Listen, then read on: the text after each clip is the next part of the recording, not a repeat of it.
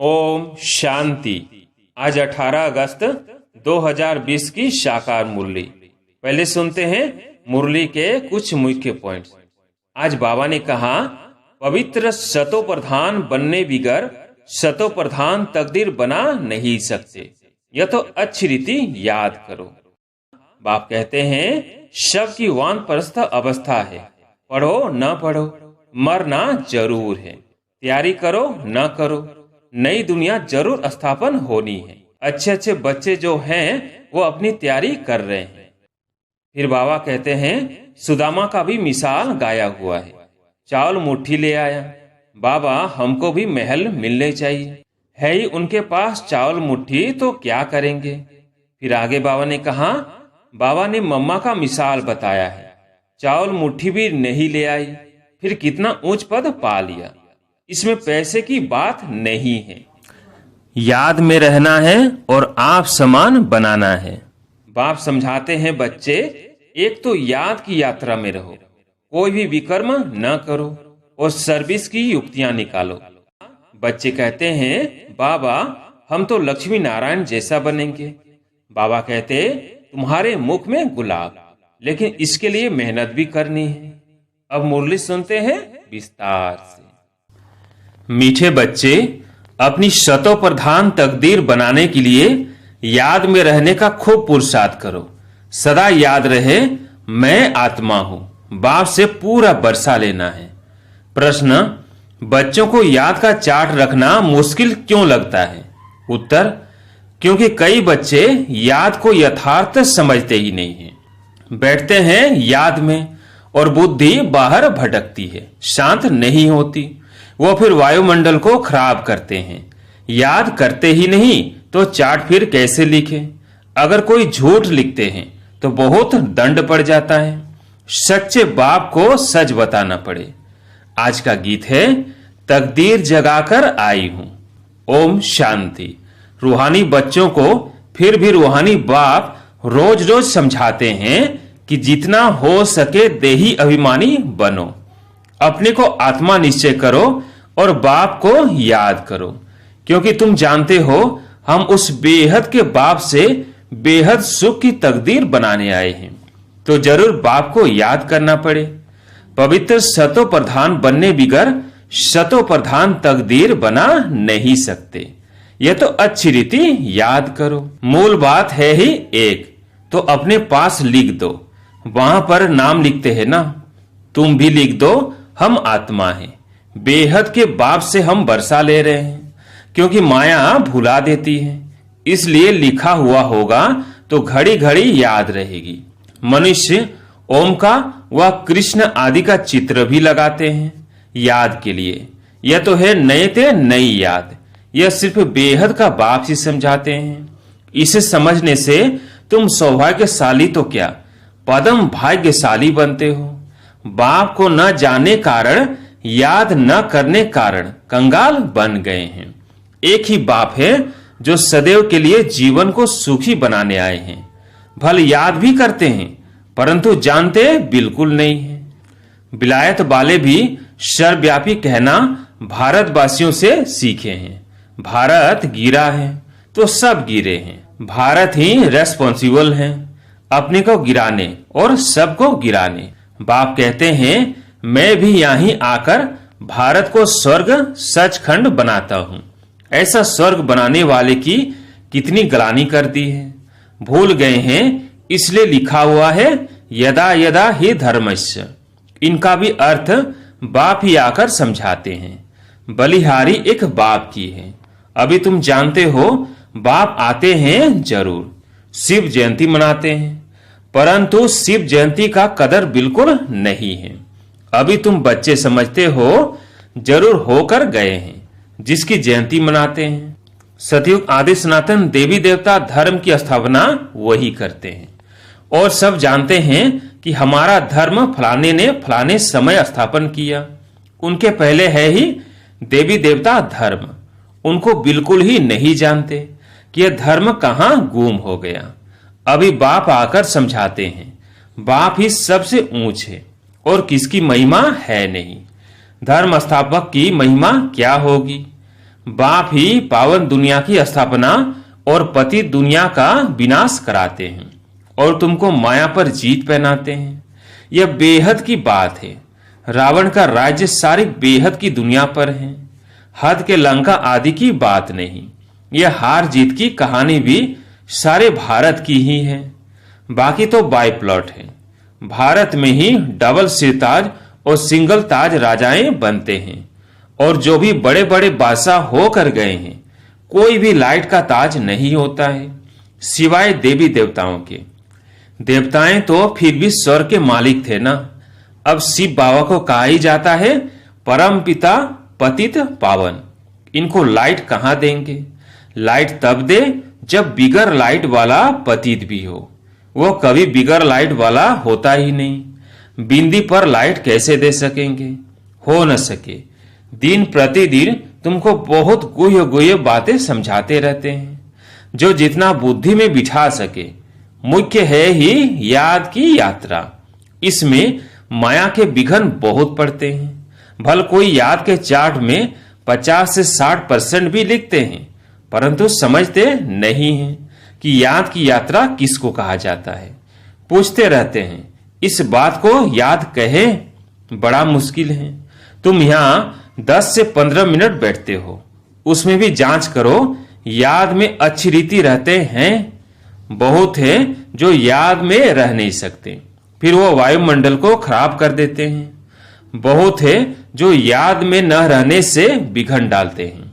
सारा दिन बुद्धि बाहर भटकती रहती है, सो यहां थोड़ी शांत होगी, इसलिए याद का चार्ट भी रखते नहीं। झूठा लिखने से तो और ही दंड पड़े। बहुत बच्चे भूले करते हैं, छिपाते हैं, सच बताते नहीं। बाप कहे और सच न बताए तो कितना दोष हो जाता। कितना भी बड़ा गंदा काम किया होगा तो भी सच बताने में लज्जा आएगी। अक्सर करके सब झूठ बताएंगे। झूठी माया झूठी काया है ना, एकदम देह अभिमान में आ जाते हैं। सच सुनाना तो अच्छा ही है, और भी सीखेंगे। यहाँ सच बताना है। नॉलेज के साथ साथ याद की यात्रा भी जरूरी है, क्योंकि याद की यात्रा से ही अपना और विश्व का कल्याण होना है। नॉलेज समझाने के लिए बहुत सहज है, याद में ही मेहनत है। बाकी बीज से झाड़ कैसे निकलता है वो तो सबको मालूम रहता है। बुद्धि में 84 का चक्र है। बीज और झाड़ की नॉलेज होगी ना। बाप तो सत्य है, चैतन्य है, ज्ञान का सागर है। उनमें नॉलेज है समझाने के लिए। यह है बिल्कुल अनकॉमन बात। यह मनुष्य सृष्टि का झाड़ है, यह भी कोई नहीं जानते। सब नेति नेति करते गए, ड्यूरेशन को ही नहीं जानते तो बाकी क्या जानेंगे। तुम्हारे में भी बहुत थोड़े हैं जो अच्छी रीति जानते हैं, इसलिए सेमिनार भी बुलाते हैं। अपनी अपनी राय दो। राय तो कोई भी दे सकते हैं, ऐसे नहीं कि जिनके नाम है उनको ही देनी है। हमारा नाम नहीं है, हम कैसे देवें? नहीं, कोई को भी सर्विस अर्थ कोई राय हो, एडवाइज हो, लिख सकते हो। बाप कहते हैं कोई भी राय आए तो लिखना चाहिए। बाबा इस युक्ति से सर्विस बहुत बढ़ सकती है। कोई भी राय दे सकते हैं, देखेंगे किस किस प्रकार की राय दी है।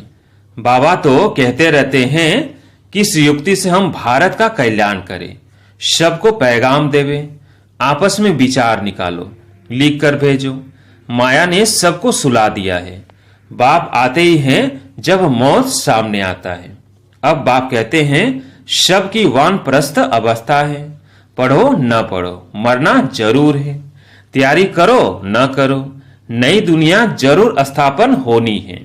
अच्छे अच्छे बच्चे जो हैं वो अपनी तैयारी कर रहे हैं। सुदामा का भी मिसाल गाया हुआ है। चावल मुट्ठी ले आया। बाबा हमको भी महल मिलने चाहिए। है ही उनके पास चावल मुट्ठी तो क्या करेंगे? बाबा ने मम्मा का मिसाल बताया है। चावल मुट्ठी भी नहीं ले आई, फिर कितना ऊंच पद पा लिया। इसमें पैसे की बात नहीं है, याद में रहना है और आप समान बनाना है। बाबा की तो कोई भी आदि नहीं है। समझते हैं हमारे पास पैसे पड़े हैं तो क्यों न यज्ञ में स्वाहा कर दे। विनाश तो होना ही है, सब व्यर्थ हो जाएगा। इससे कुछ तो सफल करें। हर एक मनुष्य कुछ न कुछ दान पुण्य आदि जरूर करते हैं। वो है पाप आत्माओं को दान पुण्य, फिर भी उसका अल्पकाल के लिए फल मिल जाता है। समझो कोई यूनिवर्सिटी कॉलेज आदि बनाते हैं, पैसे जाती है, धर्मशाला आदि बना देते हैं, तो उनको मकान आदि अच्छा मिल जाएगा, परंतु फिर भी बीमारी आदि तो होगी ना। समझो किसने हॉस्पिटल आदि बनाई होगी तो करके तंदुरुस्ती अच्छी रहेगी, परंतु उनसे सब कामनाएं तो सिद्ध नहीं होती हैं। यहाँ तो बेहद के बाप द्वारा तुम्हारी सब कामनाएं पूरी हो जाती है। तुम बनते हो पावन, तो सब पैसे विश्व को पावन बनाने में लगाना अच्छा है ना। मुक्ति जीवन मुक्ति देते हो, सो भी आधा कल्प के लिए। सब कहते हैं हमको शांति कैसे मिले, वो तो शांति धाम में मिलती है, और सतयुग में एक धर्म होने कारण वहां अशांति होती नहीं। अशांति होती है रावण राज्य में। गायन भी है ना, राम राजा राम प्रजा। वो है अमरलोक, वहां अमरलोक में मरने का अक्षर होता नहीं। यहाँ तो बैठे बैठे अचानक मर जाते हैं। इसको मृत्यु लोक, उसको अमरलोक कहा जाता है। वहां मरना होता नहीं, पुराना एक शरीर छोड़ फिर बालक बन जाते हैं। रोग होता नहीं, कितना फायदा होता है। श्री श्री की मत पर तुम एवर हेल्दी बनते हो, तो ऐसे रूहानी सेंटर्स कितने खुलने चाहिए। थोड़े भी आते हैं वो कम है क्या। इस समय कोई भी मनुष्य ड्रामा के ड्यूरेशन को नहीं जानते हैं। पूछेंगे तुमको फिर यह किसने सिखलाया है, अरे हमको बताने वाला बाप है। इतने ढेर बीके हैं, तुम भी बीके हो। शिव बाबा के बच्चे हो, प्रजापिता ब्रह्मा के भी बच्चे हो। यह है ह्यूमैनिटी का ग्रेट ग्रेट ग्रैंडफादर। इनसे हम बीके निकले हैं। बिरादरियां होती है ना। तुम्हारे देवी देवताओं का कुल बहुत सुख देने वाला है। यहाँ तुम उत्तम बनते हो, फिर वहां राज्य करते हो। यह किसकी बुद्धि में रह न सके। यह भी बच्चों को समझाया है, देवताओं के पैर इस तमो प्रधान दुनिया में पड़ न सके। जड़ चित्र का परछाया पड़ सकता है, चैतन्य का नहीं पड़ सकता।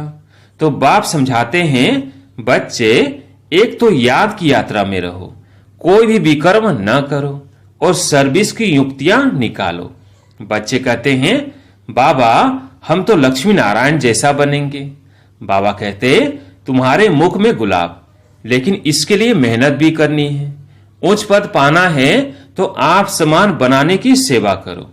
तुम एक दिन देखेंगे एक एक पंडा अपने साथ 100 से 200 यात्री भी ले आएंगे।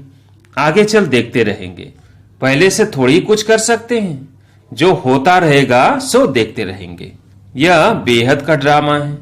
तुम्हारा है सबसे मुख्य पाठ बाप के साथ, जो तुम पुरानी दुनिया को नई बनाते हो। यह है पुरुषोत्तम संगम युग। अब तुम सुख धाम के मालिक बनते हो। वहां दुख का नाम निशान नहीं होगा। बाप है ही दुख हरता सुख करता। दुख से आकर लिबरेट करते हैं। भारतवासी फिर समझते हैं इतना धन है, बड़े बड़े महल हैं, बिजलियां हैं, बस यही स्वर्ग है। यह सब है माया का पंप। सुख के लिए साधन बहुत करते हैं, बड़े बड़े महल मकान बनाते हैं, फिर मौत कैसे अचानक हो जाता है। वहां मरने का डर नहीं। यहाँ तो अचानक मर जाते हैं, फिर कितना शोक करते हैं, फिर समाधि पर जाकर आंसू बहाते हैं। हर एक की अपनी अपनी रस्म रिवाज है, अनेक मत हैं। सतयुग में ऐसी बात होती नहीं। वहां तो एक शरीर छोड़ दूसरा ले लेते हैं। तो तुम कितना सुख में जाते हो, उसके लिए कितना पुरुषार्थ करना चाहिए। कदम कदम पर मत लेनी चाहिए। गुरु की वो पति की मत लेते हैं, वह तो अपनी मत से चलना होता है। आसुरी मत क्या काम देंगी, आसुरी तरफ ही ढकेलेगी। अब तुमको मिलती है ईश्वरीय मत, ऊंच थे ऊंच। इसलिए गाया हुआ भी है, श्रीमत भगवानु वाच। तुम बच्चे श्रीमत से सारे विश्व को हेविन बनाते हो। उस हेविन के तुम मालिक बनते हो। इसलिए तुम्हें हर कदम पर श्रीमत लेनी है, परंतु किसकी तकदीर में नहीं है तो फिर मत पर चलते नहीं है। बाबा ने समझाया है, किसको भी अपना कुछ अकल हो, राय हो तो बाबा को भेज देवे। बाबा जानते हैं कौन कौन राय देने लायक है। नए नए बच्चे निकलते रहते हैं। बाबा तो जानते हैं ना कौन से अच्छे अच्छे बच्चे हैं। दुकानदारों को भी राय निकालनी चाहिए। ऐसे यत्न करे जो बाप का परिचय मिले। दुकान में भी सबको याद कराते रहे। भारत में जब सतयुग था तो एक धर्म था, इसमें नाराज होने की तो बात ही नहीं। सबका एक बाप है। बाप कहते हैं मामे कम याद करो तो तुम्हारे विकर्म विनाश हो जाए, स्वर्ग के मालिक बन जाएंगे। अच्छा, मीठे मीठे सिकिल दे बच्चों प्रति माता पिता बाप दादा का याद प्यार और गुड मॉर्निंग। रूहानी बाप की रूहानी बच्चों को नमस्ते। हम रूहानी बच्चों की रूहानी बाप दादा को याद प्यार गुड मॉर्निंग नमस्ते नमस्ते। धारणा के लिए मुख्य सार। पहला पॉइंट, श्रीमत पर चलकर सारे विश्व को स्वर्ग बनाने की सेवा करनी है। बहुतों को आप समान बनाना है। आसुरी मत से अपनी संभाल करनी है। दूसरा, याद की मेहनत से आत्मा को सतो प्रधान बनाना है। सुदामा मिसल जो भी चावल मुट्ठी है वो सब सफल कर अपनी सर्व कामनाएं सिद्ध करनी है। आज प्यारे मीठे बाबा का वरदान है, परीक्षाओं और समस्याओं में मुरझाने के बजाय मनोरंजन का अनुभव करने वाले सदा विजयी भव। परीक्षाओं और समस्याओं में मुरझाने के बजाय मनोरंजन का अनुभव करने वाले सदा विजयी भव। इस पुरुषार्थ जीवन में ड्रामानुसार समस्याएं व परिस्थितियां तो आनी ही हैं। जन्म लेते ही आगे बढ़ने का लक्ष्य रखना, अर्थात परीक्षाओं और समस्याओं का आह्वान करना। जब रास्ता तय करना है तो रास्ते के नजारे न हो यह हो कैसे सकता। लेकिन उन नजारों को पार करने के बजाय यदि करेक्शन करने लग जाते हो तो बाप की याद का कनेक्शन लूज हो जाता है और मनोरंजन के बजाय मन को मुरझा देते हो। इसलिए वह नजारा, वह के गीत गाते आगे बढ़ो, अर्थात सदा विजय भव के वरदानी बनो। स्लोगन, मर्यादा के अंदर चलना माना मर्यादा पुरुषोत्तम बनना। अच्छा, ओम शांति।